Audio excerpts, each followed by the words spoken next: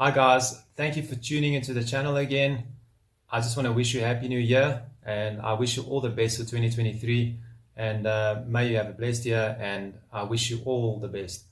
So I just want to tell you about the Veracity. I've been wanting to do a review on this for a while.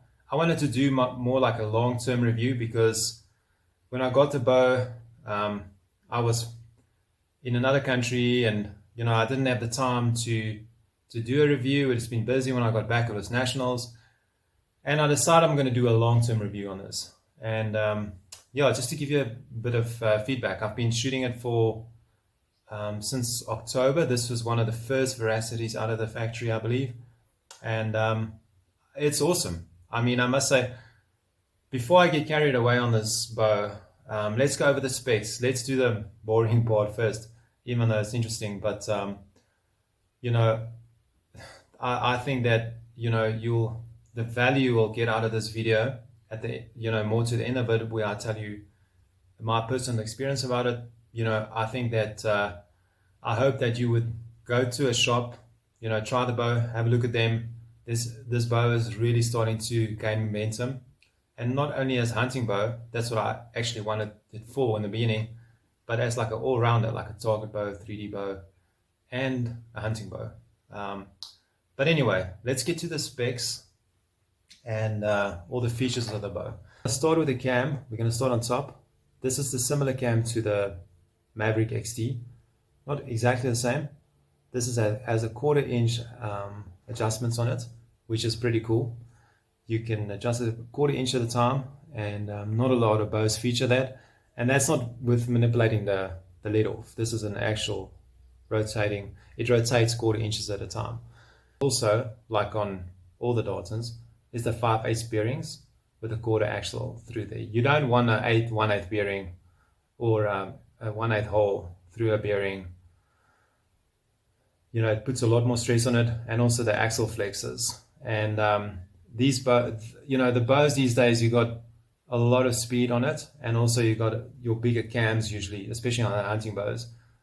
Bigger means heavier. So you got this cam at the end flexing on the limb. You want a more robust bearing to be able to handle that, especially when you go through thousands of cycles of shots, especially for target. When we shoot 200 shots a day, sometimes 100 shots, depending on how much you practice. And at the end of the year or whatever, you got a lot of cycles through the bow. So you want something that can handle it. You got your wider limbs. When I started with Darton, like it was about a year ago, it was still the thin limbs, like on the old Tempest. They went to the fatter limbs, which made a big difference. They went to a wider limb pocket, which is awesome. The limb pocket is sturdy. It doesn't move.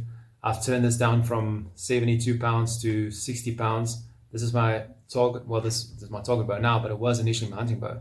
So I had to make it legal for world archery. I had to turn it down and to get it on 60 pounds. And I must say, I felt no difference. I've seen no difference. The axle or the limb pocket stayed the same.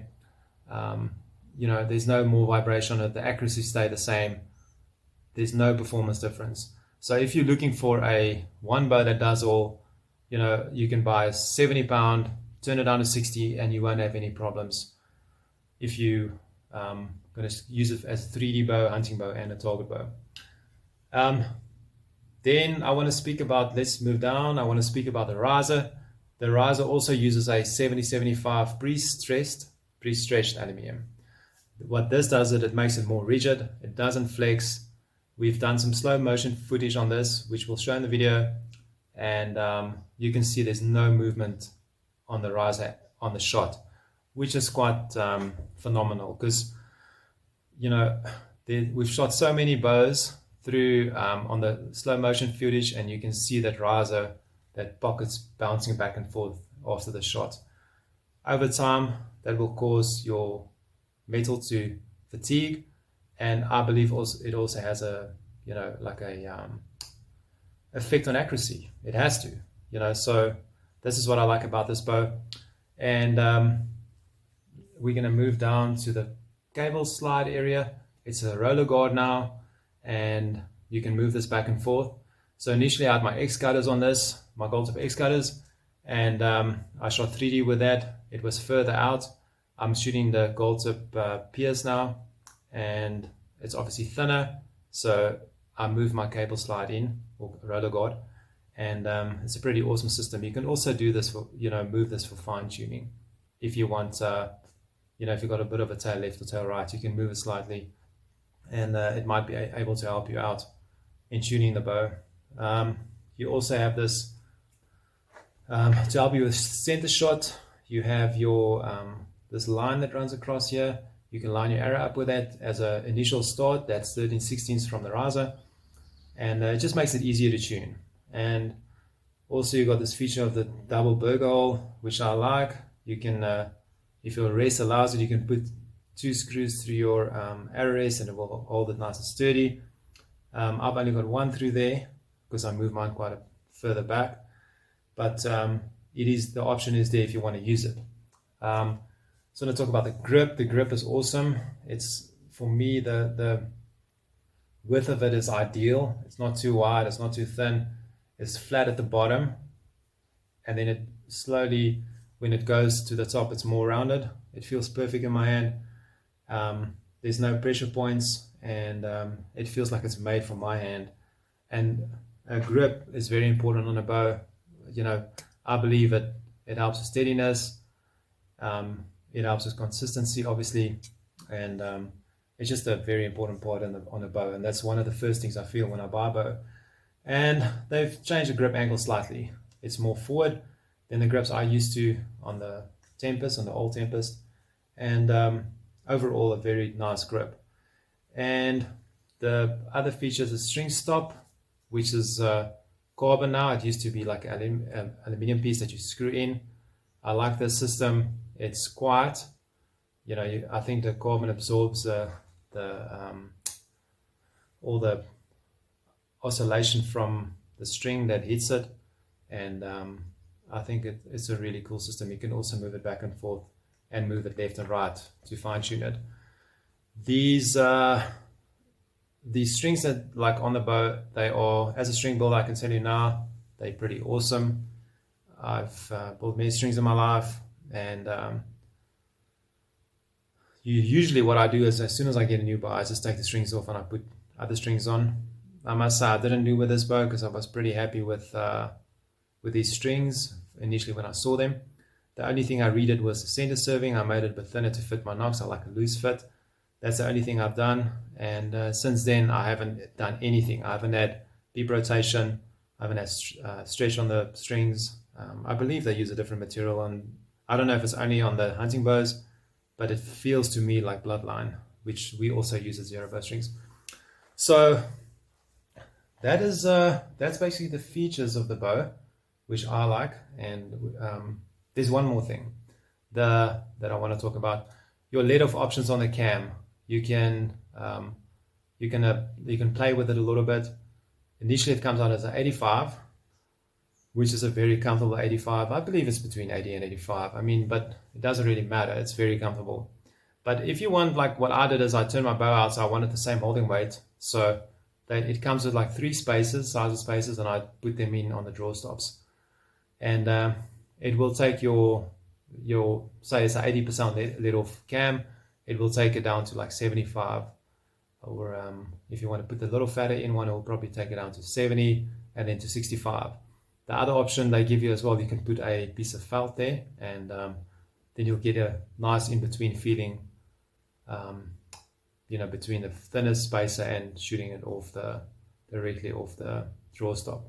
On 72 pounds, I shot it directly off it, but as I said, I turned my bow down. I wanted a slightly more like holding weight, and also your bow becomes longer when you turn it out. This made it shorter, and it made the holding weight less. So it was actually a perfect solution to not changing anything. So if I want to take it back to 70, I'll take these stops off and I'll just turn the bow in. It will feel exactly the same at the back. So now I want to talk about the way the bow itself, my experience with it. Let's start with the aiming. The aiming is very good on this bow. I've got a 6x magnification on my sight, so I can see quite a bit of movement. If if I do something in the back, or I'll see it on my sight in front.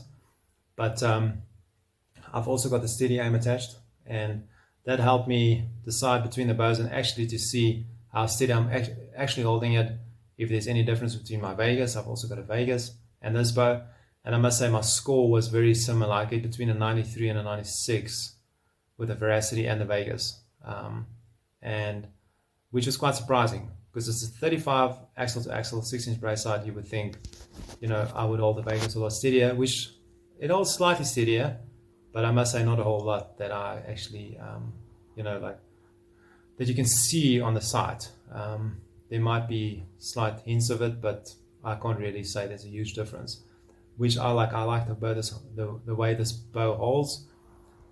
The one thing I've noticed with this bow is it didn't dip out at the bottom, which a lot of people have problems with, and I believe that's with the grip angle, or might be the stiffer riser, I don't know. But all I noticed is that, like that low dips, I shoot a hinge mostly, and I must say, the aiming on it is like, I can see movement. Obviously everybody's got movement, but I don't have that, that surprises of the dips that goes down. And with a hinge, as everyone knows, that is what makes your shot go off, and that's when your arrows sit low a lot of times.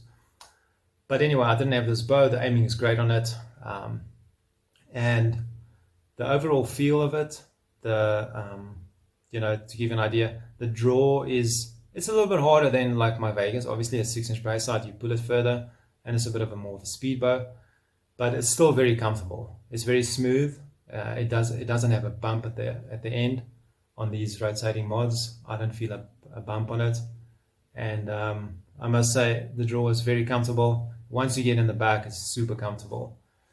And one thing I want to add is I want to talk about the accuracy of this bow. This bow has surprised me the most in terms of accuracy. I haven't shot a bow like this in a long time. There's something about it, and I'm not just saying it. Like I can see it in my groups.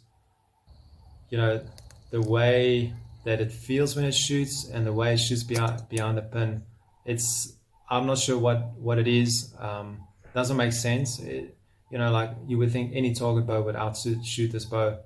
Actually not the case. Like it actually initially gave me a hard time deciding what I want to use, but I'm going to give this go for a while for the outdoor stuff, even the 720 stuff.